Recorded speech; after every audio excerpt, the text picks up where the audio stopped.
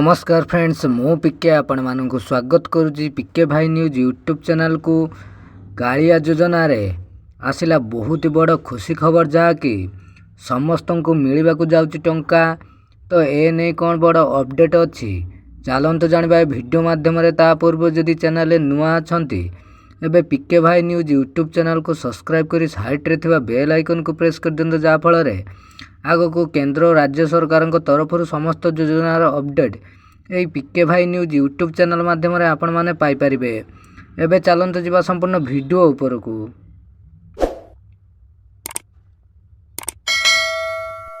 देखंतु बड़ अपडेट मुताबक मान्यवर मुख्यमंत्री श्रीजुक्त नवीन पट्टनायक दूरदर्शी कालिया योजना अंतर्गत 2024 खरीफ ऋतु रे 46 लाख ऊर्ध्व क्षुद्र नाम मात्र चाषी और भूमिहीन कृषक परिवार पाइबे 933 कोटी ऊर्ध्व आर्थिक सहायता एवं 18 लाख अधिक प्रति भूमिहीन कृषक परिवार को मिलिबो अतिरिक्त 2000 सहायता।